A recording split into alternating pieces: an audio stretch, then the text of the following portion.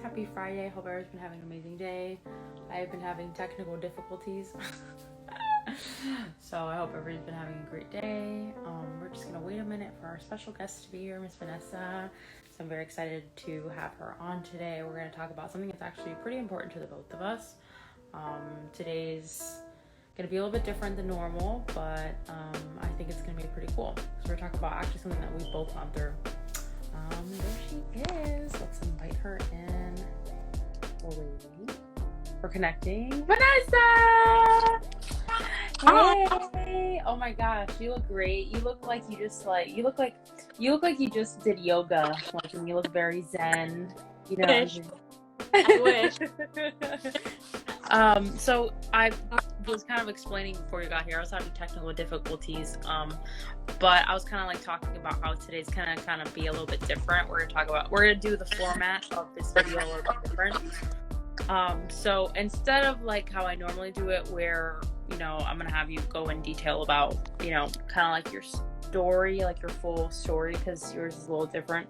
I think we both agreed that the topic of discussion today is going to be depression and mental health issues overall, because it's something that we've both grown out of, or still growing out of, at least for me.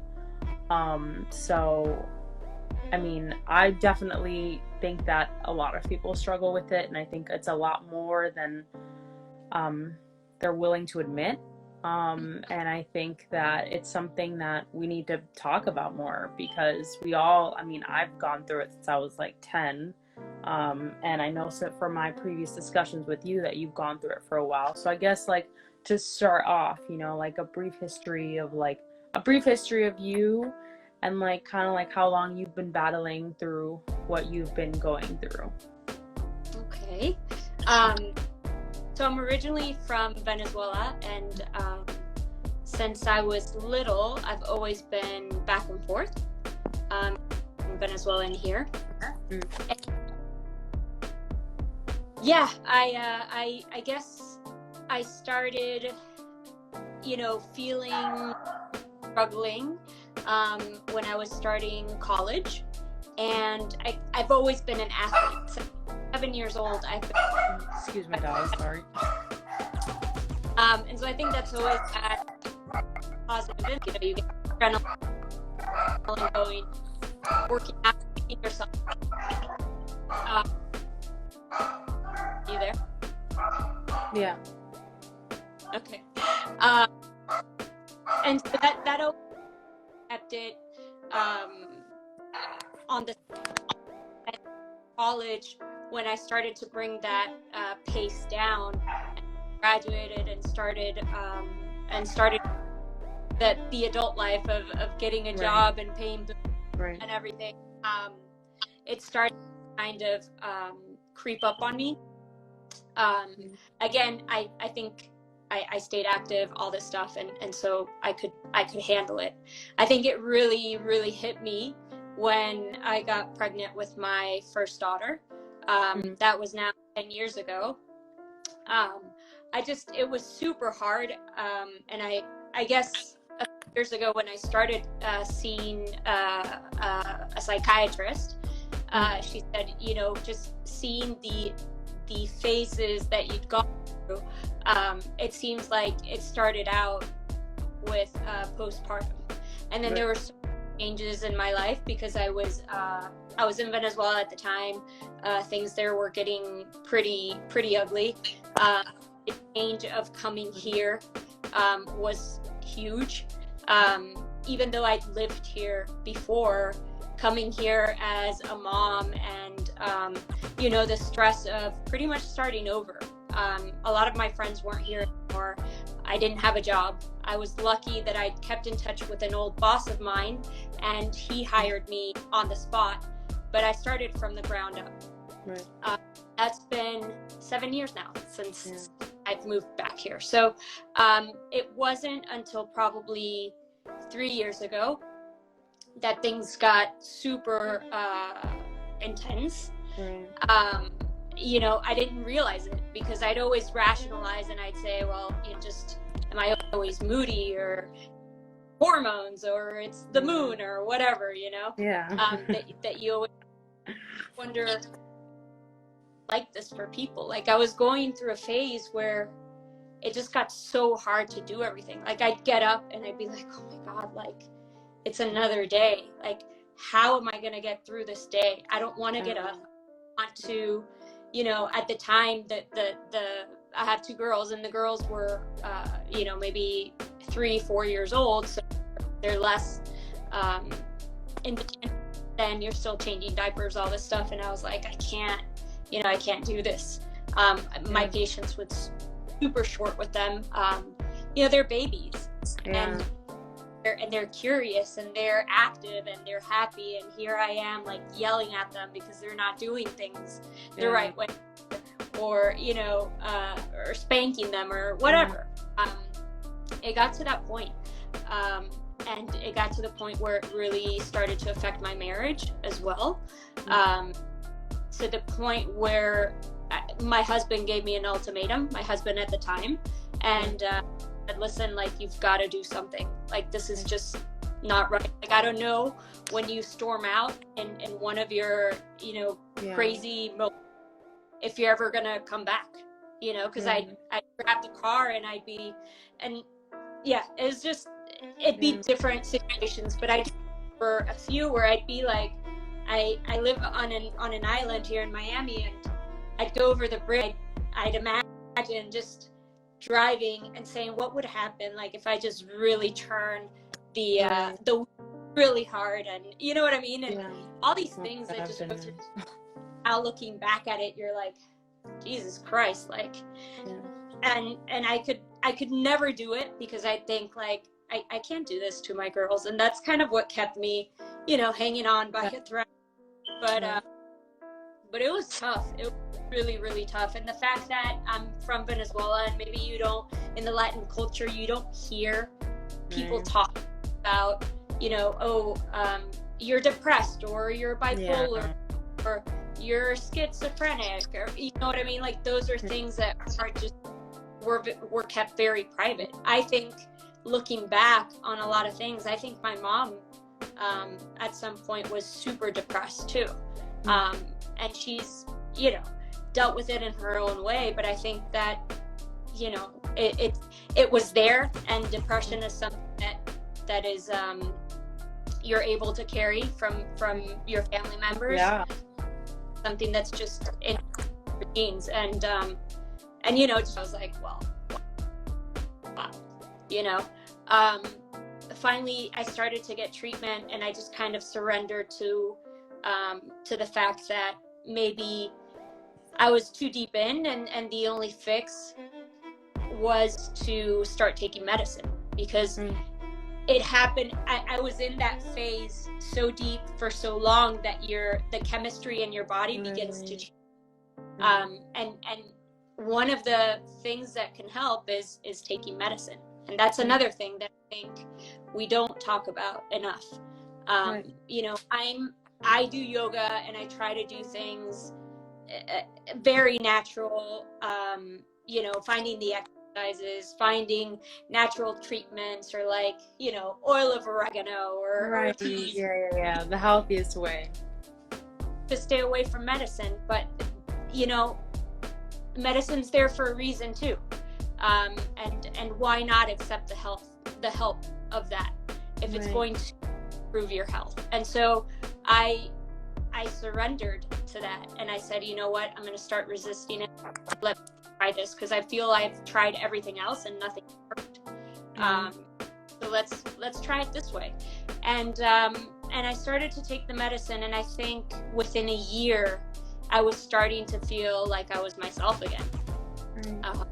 And now, you know, having started that phase of taking medicine, it's now been 3 years, and I'm still taking, even going through a separation, and, you know, things just kind of went out of whack again. And so we adjusted it a little bit. And I think this past year, for the first time since I can remember, I feel like I am me again. Like, I'm active. I am, you know, I love to take risks and be adventurous and be disciplined and all these things that I'm just looking at, and I realize that, oh my gosh, like I'm doing this, like this is wow, you know, you go through that realization and you're like, damn, like this is great. So so yeah, I think that's I guess the biggest, or everything in a snapshot. I think that you're 100% right when you say, because I feel like for me the same thing too. I feel like a lot of in Spanish culture, at least in my family as well, like the whole depression and mental issues is not something that we really talk about. It's kind of like you kind of like are like, ah, you're sad, you'll get over it, like, you know, like you don't really address it as like a serious issue. But it's like a lot of people, depression is something that's not as uncommon as people think it is. And I think that I think a lot of people, at least I was for a really, really long time, because I went through it for a really long time since I was young, since I was 20 years old. I feel like a lot of people are like, they feel weak when they're looking for help, you know? I did. I felt like, oh my God, like I really have to go talk to somebody. But yeah, I really did have to go talk to somebody, because I was at a point so low that like I needed to have somebody talk to me. I needed to rationalize my thoughts. And I think that, you know, I mean, I personally don't take medicine. My sister does though. And I think that, I think it's just probably like, you know, like I said, I think it's kind of a scary thing, you know, even the fact that like how you just said, what you just said is a thought that I've had while I'm driving before. Like if I just, like I've been driving, not in Miami because I very rarely go to Miami, but like I've been driving on a road. I've been like so deep in sadness, honestly, at a point like not even too long ago, like not super recently, but where I was just like, you know, if I turn my steering wheel to the left, like, and if I just slam my car, and it's like so horrible to even say that, but it's the fact that your mind could even go there, right, is so sad. And nobody's mind, like you should not be thinking those things, like, and especially, you know, like you have two beautiful daughters, you have a life, you know, like I have a life and all these things. And I think a lot of people think like, oh, this person has this great life, like why would you want to even, but it's like people go through their own struggles, and there's a lot of things that people don't see and they judge, but everybody's struggle is unique to themselves. Right. And you know, like how we were discussing earlier, I think that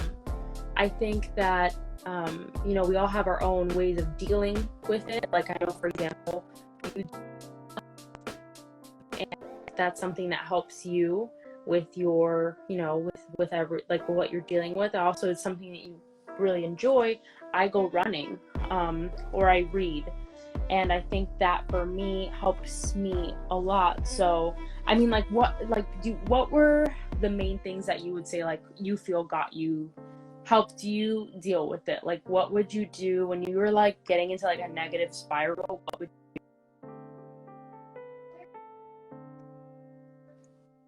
I think it was different, right? But the way that my doctor explained it to me was, sorry, hold on. No, Gordy, no tengo más. Gordy, I'm talking to you. Talk to Chloe, please. No. Gordy. Don't tell Chloe. I don't have it, Gordy. Tell Chloe to give me this. I'm sorry. Hold on one second. Hold on. It's okay. Jessica. Oh man, I was having so much technical difficulties when this first started, but we're safe. Yay, you're back. So what was I saying? Oh, we were talking about the ways that we deal. Right. So when it happened at different times, right? And the way that my doctor explained it was, I started out maybe just, you know, I'd feel sad, and then I'd kind of distract myself with whatever, like calling a friend or putting on a movie that I'd like, whatever, like anything, right? And then it just kind of started like, okay, I'm normal. But then I came here, and then I stayed here, and it got a little bit worse, and I couldn't get up, right? And then I went down a little bit more and down a little bit more. So the sadness, I guess, just got stronger and stronger. So there was little that I could do as time went by, because it would get to the point where I didn't want to do anything. And so I just kind of like, I don't feel like, I'll do whatever I need to survive. And that's really what it was about. It was like, how can I get through the day? How can I get through the day doing the minimal things that I need to do? Like, I need to get up. I need to make sure those girls eat. I need to make sure I change their diapers or they go to school or whatever. And once that's done, I'm like, I was disconnected. And even through it all, I was disconnected as well. You know, there's so many things, because your mind is so out of it in a way, you're not really present. And there's so many things that I don't remember. Like, people say, oh, you said this and this, and I'd be like, what? Are you crazy? That. Or I'd make commitments with people and completely forgot and stood people up. So it varied. And the other thing is that sometimes we rationalize, one. Two, when maybe it's not that strong, and everybody expresses it differently.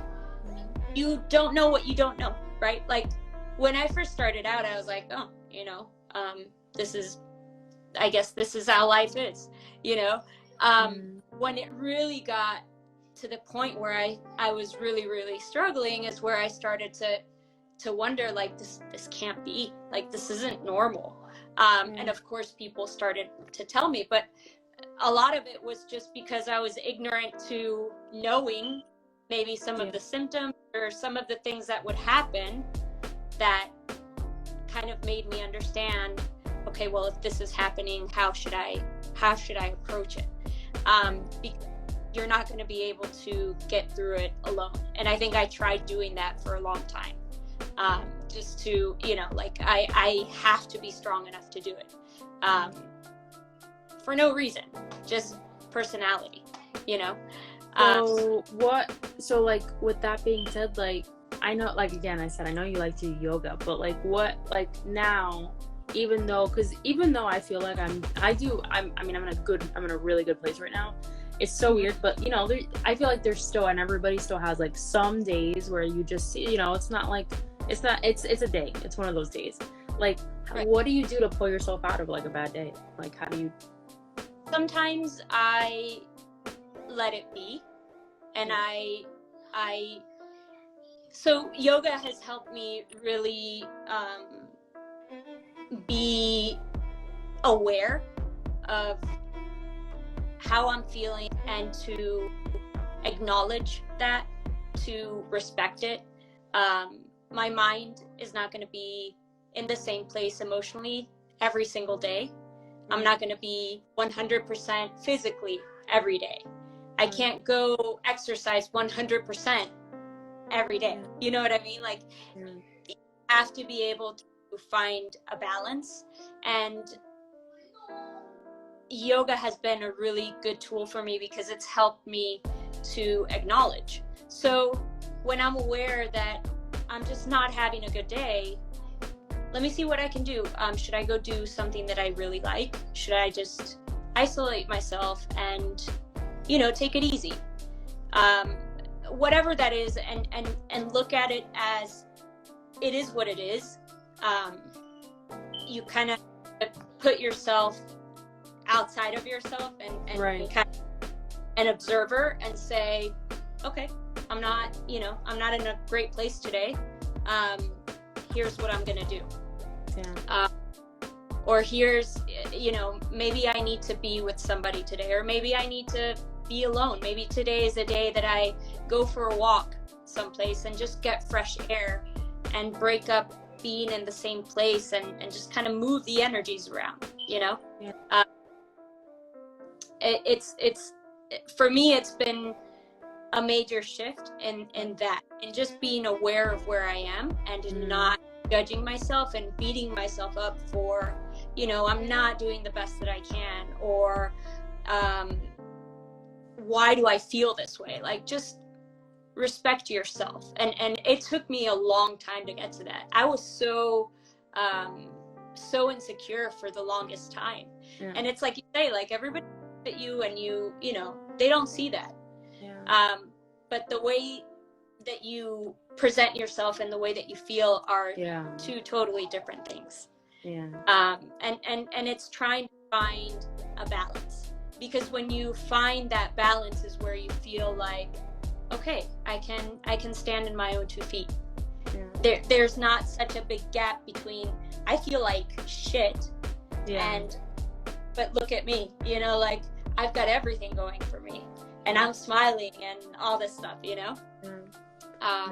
But I think that's true. I think it's definitely day by day, like what kind of how low you are, because I think it's the same thing for me. It depends on the day. Maybe some days I might want to go talk to somebody.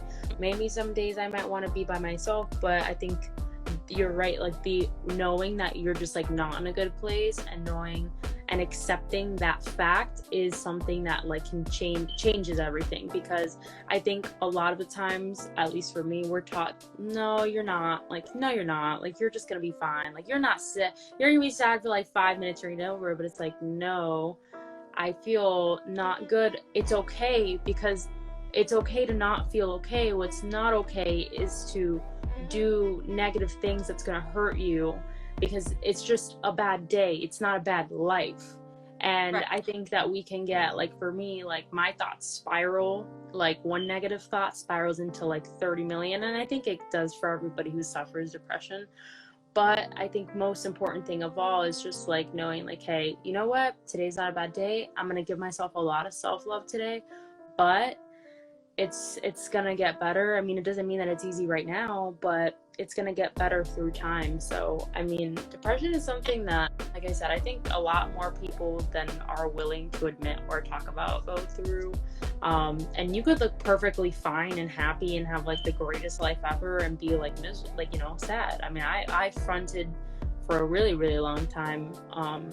And that even makes it worse. I feel like that makes it worse, because you're like trying to like be happy and you're like really miserable. So you're like, oh my God, I already don't feel good, and now I have to pretend like I feel good, and etc.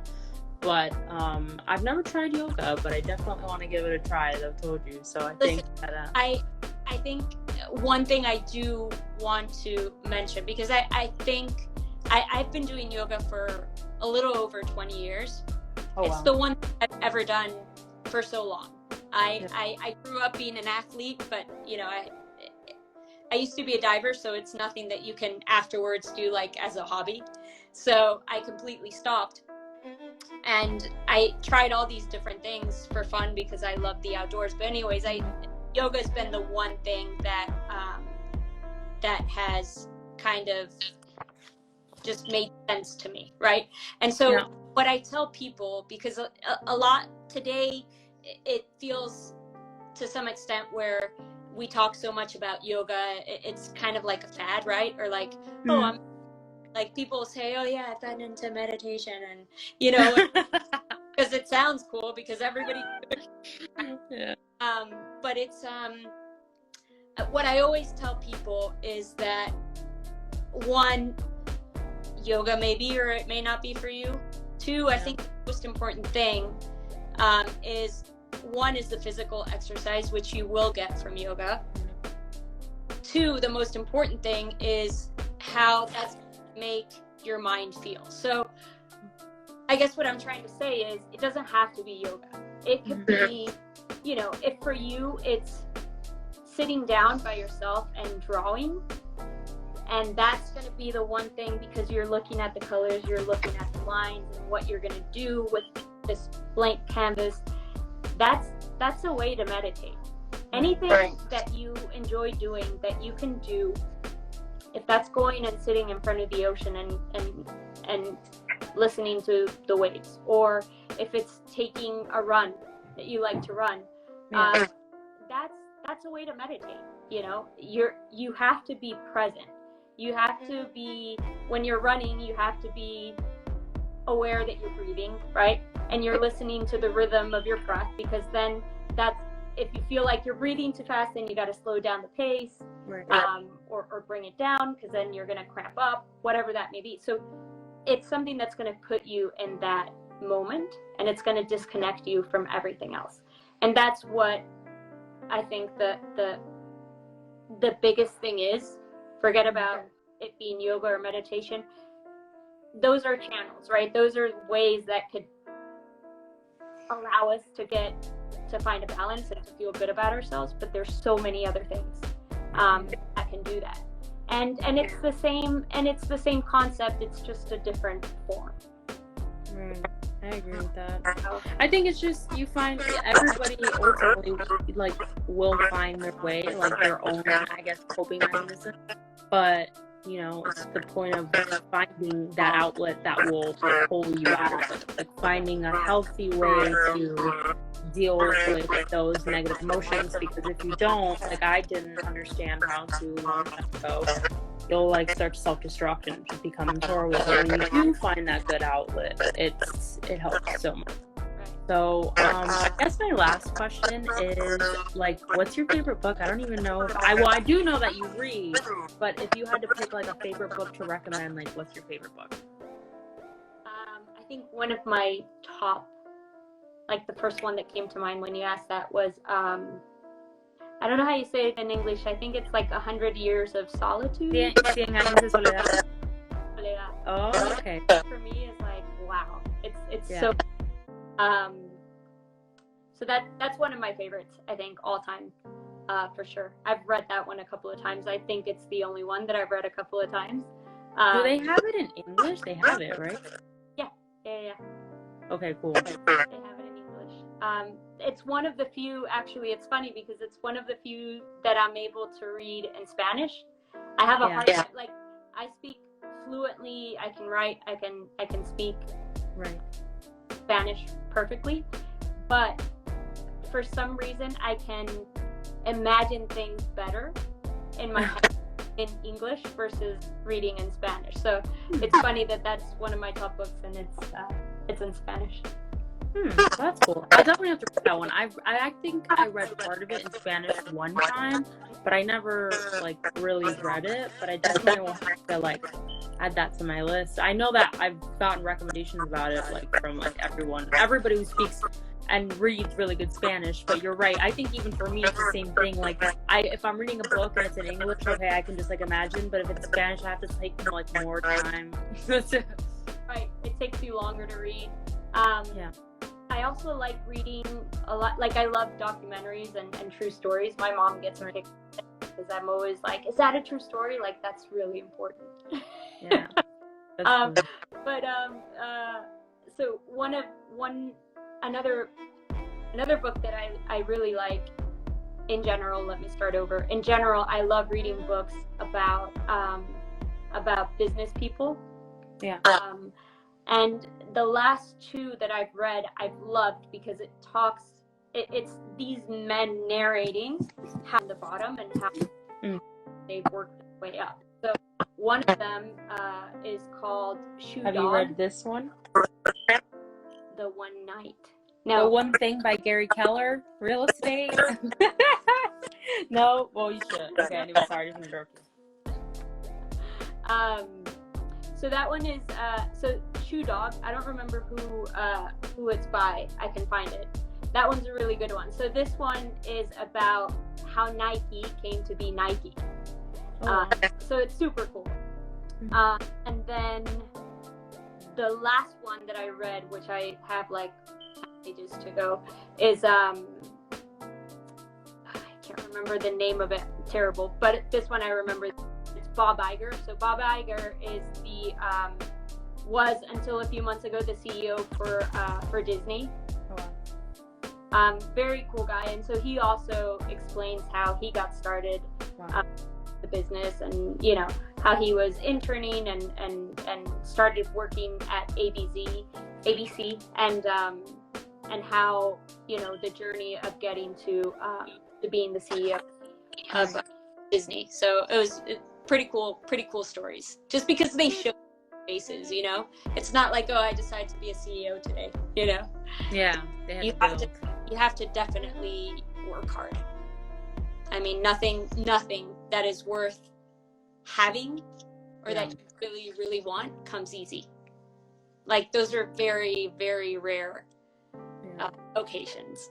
I agree with you 100%. Well, I'll have to pick those up. I know you had told me about, I know the one you sent me, but I would definitely like to read the one about the guy from Disney, because that's really crazy. That one's really cool. And it talks also like about recent events that happened. It went into, I remember hearing in the news that Disney, there was an incident of a family that went for vacation, and the baby was attacked by a gator. Oh my gosh, yeah. Oh. Do you remember hearing that? Yeah. Yeah. And so I remember hearing it and just reading about that event and how he experienced it, and how he handled it was great, you know. You learn a lot from those things, because you're kind of getting different perspectives. Yeah. So. Okay. Well, that's pretty cool. I definitely want to read that one. That incident was really crazy. That was like all over the news. Couldn't even believe it. I'll send you a text with both of those, because I forget. I'm so bad at names lately. So it's okay. Don't worry. These days I'm bad at remembering everything too. So it's okay with everything that's going on. But thank you so much, Vanessa, for like talking with me about this today. It's something that's really important to me. I always try to make it a point to like talk about it, at least on my own personal Instagram, and just to people in general, because, you know, like I said, I think that, you know, a lot of people are going through depression, and they don't know how to handle it, and they don't know that they're not the only one, and they don't know that it's okay to have a bad day. And, you know, I think it needs to be talked about more. I think that we need to be okay with admitting the fact that we're not okay. And we need to be honest with ourselves about how we're feeling at all times, because trying to put away, especially something like that, it never ends well. All it does is just build up to the point where it becomes unmanageable. And then at that point, it's like, well, I either get help or I lose my mind. Right. So thank you so much for coming on here today and talking about like your experience. I always try to share mine, because I mean, it's an ongoing journey. I feel like, you know, everybody still has their good days and their bad days, but I think so long as you're, like you said, aware of the fact that, you know, maybe you're not feeling so great, and then finding that right outlet, then you're gonna be fine. It's just like the breathing moment, and then just like getting through it. So thank you so much, Vanessa. I really appreciate it. And I'm sorry, because I know your girls are probably like screaming, "Mommy!" They're like, "I want to play, Mom," and you're like not giving me attention. No, I'm just kidding. It's because I told them that I wasn't going to be available for a little bit, that they come in. They're like, "Oh, what can I do to like make myself mess with her?" No, I'm just kidding. Well, I'll let you get back to them. But thank you so much, Vanessa. I really, really appreciate it. And yeah, thank you so much for being here today. Jessica says thank you so much too. All right. Bye, girly. Thank you so much. Bye.